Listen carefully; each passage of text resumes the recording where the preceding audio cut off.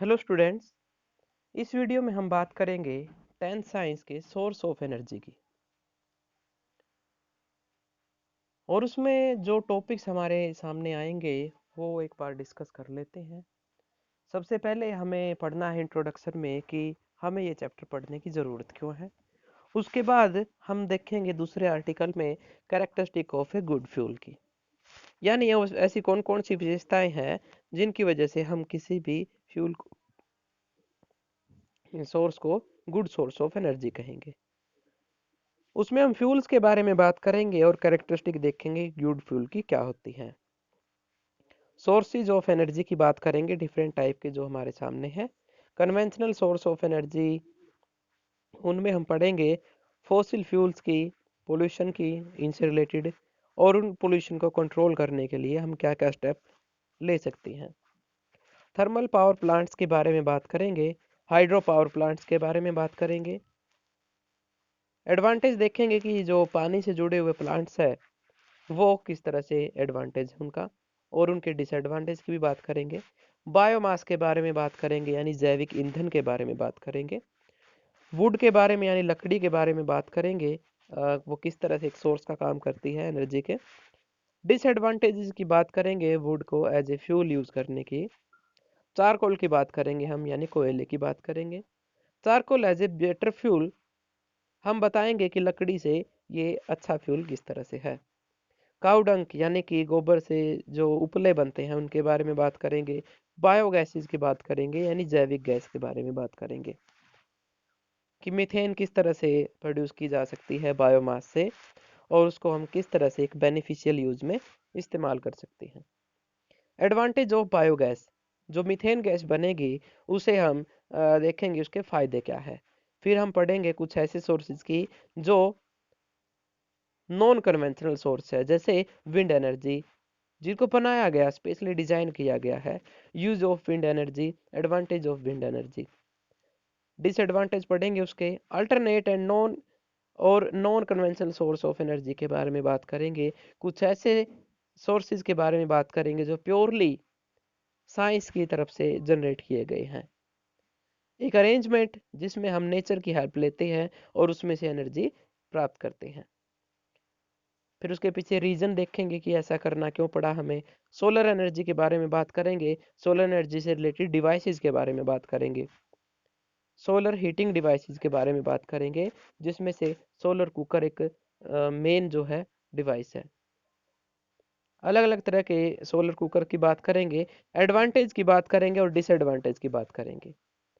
Solar cell के बारे में बात करेंगे, जो स्ट्रीट लैंप होते हैं उनमें सोलर सेल किस तरह से काम करता है और क्या क्या फायदे हो सकते हैं, उसके क्या क्या नुकसान हो सकते हैं, इन सभी की यहाँ पे बात की जाएगी। फिर हम यूज देखेंगे सोलर सेल के क्या होते हैं। उसके बाद हम नोट करेंगे कि समंदरों से कैसे एनर्जी को प्राप्त किया जा सकता है। टाइडल एनर्जी क्या होती है, वेव एनर्जी क्या होती है, ओशन थर्मल एनर्जी क्या होती है। ये सभी टॉपिक जो होंगे एनर्जी फ्रॉम द सी, इस टॉपिक के पार्ट रहेंगे। फिर हम जियो थर्मल एनर्जी की बात करेंगे, यानी अर्थ का जो टेम्परेचर है उसकी हेल्प से हम किस तरह से एनर्जी क्रिएट कर सकते हैं, बना सकते हैं, मतलब एक तरह से एनर्जी को यूज करना हमें। फिर हम न्यूक्लियर एनर्जी की बात करेंगे, जिसमें न्यूक्लियर फिजन और न्यूक्लियर फ्यूजन, ये जो प्रोसेस होती है इनको अच्छे से समझेंगे कि क्या है ये। थोड़ा बहुत वर्किंग देखेंगे, न्यूक्लियर मॉडल किस तरह से काम करता है, और उसकी एडवांटेज और लिमिटेशन की बात करेंगे। और उससे जुड़े हुए एनवायरमेंटल कॉन्सिक्वेंस की बात करेंगे कि क्या हैजर्ड हो सकते हैं न्यूक्लियर पावर प्लांट के। फिर जो बन सकते हैं दोबारा से रिन्यूएबल सोर्स है या फिर नॉन रिन्यूएबल सोर्स है, उनके बारे में बात करेंगे और डिफरेंट टाइप की बात करेंगे। तो चलिए अब शुरू करते हैं, मेनली हमारा टॉपिक क्या है। सबसे पहले हम एनर्जी की बात करते हैं, इंट्रोडक्शन की बात करते हैं। Energy comes in different form, energy जो हमें मिलती है वो डिफरेंट फॉर्म में मिलती है।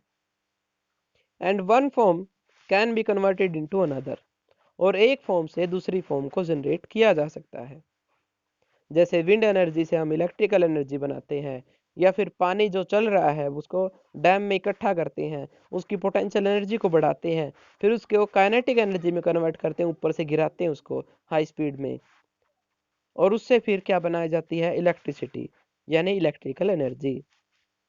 तो हमने यहाँ पे नोटिस किया कि एनर्जी एक तरह से एक फॉर्म से दूसरी फॉर्म में कन्वर्ट की जा सकती है। नेचर में जो है बहुत ज़्यादा अमाउंट में एनर्जी प्रेजेंट है, उसको हमने अपने काम में इस्तेमाल करना है। A source of energy is one which provide adequate amount of energy in a convenient form over a long period of time. Source of energy या फिर ऊर्जा का स्रोत हम उसे कहेंगे जो लंबे समय तक काम कर सके और हमें ऊर्जा जो है प्रोवाइड कराता रहे। नीड ऑफ एनर्जी, हमें ऊर्जा की ज़रूरत क्यों पड़ती है? छोटी क्लासेस से ही पढ़ते आ रहे हैं कि ऊर्जा किसी भी काम को करने के लिए नेसेसरी चीज़ होती है।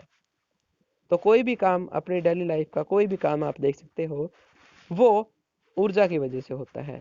फॉर मेकिंग फूड, खाना बनाने के लिए। फॉर लाइटनिंग, जो हमारे घरों में बिजली है उसके लिए भी जो है एनर्जी की ज़रूरत है। फॉर ट्रांसपोर्ट, एक जगह से दूसरी जगह साधन को ले जाने के लिए किसी चीज़ को हमें एनर्जी की ज़रूरत है। फॉर रनिंग मशीन, मशीनों को चलाने के लिए भी किसकी ज़रूरत है, एनर्जी की। For industrial activities and agriculture work, जो इंडस्ट्रियल एक्टिविटीज़ है या जो एग्रीकल्चर वर्क है, सभी में एनर्जी की ज़रूरत पड़ती है। तो हमें उन स्रोतों की भी ज़रूरत पड़ेगी जो हमें प्रोवाइड करा सके एनर्जी, और उनको कहा जाता है सोर्स ऑफ एनर्जी। एक अच्छा सोर्स कौन होगा एनर्जी का, उसके लिए कुछ मापदंड बनाए गए हैं, कुछ क्वालिटीज़ फिक्स की गई है उसकी। अगर वो क्वालिटी उस सोर्स के पास है तो हम कहेंगे वो अच्छा सोर्स है। जैसे which would do a large amount of work per unit mass, अगर हम 1 kg मास लें उस सोर्स का, उससे अगर हमें बहुत ज़्यादा एनर्जी मिल रही हो तो हम कहेंगे कि वो अच्छा सोर्स है। चीप एंड इजीली अवेलेबल, ऐसा ना हो कि वो अमाउंट तो ज़्यादा देता हो लेकिन इजीली अवेलेबल ना हो, तो वो गुड सोर्स नहीं होगा वो। तो गुड सोर्स सस्ता होना चाहिए और इजीली अवेलेबल होना चाहिए। Easy to store and transport, बड़ी आसानी से स्टोर किया जा सके और एक जगह से दूसरी जगह पहुंचाया जा सके। Safe to handle and use, उसको संभालना आसान हो और इस्तेमाल करना आसान हो, तो हम कहेंगे कि वो एक अच्छा सोर्स है। Does not cause environmental pollution, पर्यावरण में उसके नुकसान ना हो, कोई पोल्यूशन ना फैलाता हो या कम से कम फैलाता हो, तो वो भी एक अच्छा सोर्स होगा। फ्यूल्स क्या होते हैं? ईंधन की अगर हम बात करें, the material which are burn to produce heat energy are known as fuels, वो मटेरियल जिन्हें जलाया जाता है और उनमें से एनर्जी प्राप्त की जाती है, वो क्या कहलाते हैं? फ्यूल्स कहलाते हैं। जैसे वुड्स, कोल, एलपीजी, केरोसिन, ये सभी फ्यूल्स के नाम है। जैसे वुड यानी कि लकड़ी, कोल यानी कोयला, एलपीजी मतलब LPG gas, liquid petroleum gas. Kerosene आपको पता ही है, जो तेल होता है मिट्टी का, उसे केरोसिन कहा जाता है। इन सभी को जलाया जाता है एनर्जी के लिए। तो ये फ्यूल्स हैं। Characteristic of a good fuel, एक अच्छे फ्यूल की क्या क्या विशेषताएं होती है उनके बारे में बात करते हैं अभी। हाई कैलोरीफिक वैल्यू मीन्स उसके पास क्या होनी चाहिए? हाई कैलोरीफिक वैल्यू होनी चाहिए। अगर उसके थोड़े से अमाउंट को हम जलाएं तो उसमें से एनर्जी क्या मिलती हो? हमें ज़्यादा मिलती हो। 1 kg से जितनी एनर्जी हमें मिल सकती है किसी सोर्स की, उसे उसकी कैलोरीफिक वैल्यू कहा जाता है। Amount of heat produce by burning 1 kg of fuel, burn without giving any smoke और हार्मफुल गैसेस, बिना किसी धुएं और किसी हार्मफुल गैस के जिस मटेरियल को जलाया जा सके, वो कहलाता है एक अच्छा सोर्स एनर्जी का, गुड फ्यूल, यानी जिसमें से कोई पोल्यूशन ना होता हो।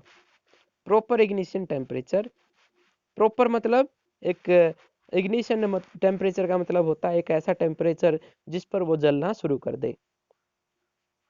तो उसका टेम्परेचर ऐसा होना चाहिए कि वो इजीली अचीव किया जा सके। ऐसा ना हो कि सारा दिन उसको हम गर्म करते रहें फिर जा करके वो जले। चीप एंड इजीली अवेलेबल, वो आसानी से उपलब्ध होना चाहिए।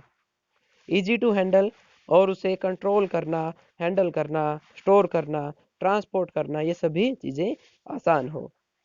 कन्वेनियंट टू स्टोर, और आसानी से क्या किया जा सके, एक जगह पर इकट्ठा किया जा सके। बर्न स्मूथली, बर्न स्मूथली का मतलब होता है ये लगातार एकदम से विस्फोट की तरह ना जले बल्कि आसानी से जल जाए। तो ये कुछ प्रॉपर्टीज थी जो सोर्स ऑफ एनर्जी थी, और कल हम बात करेंगे डिफरेंट टाइप के सोर्सेज ऑफ एनर्जी की। Okay, all the best.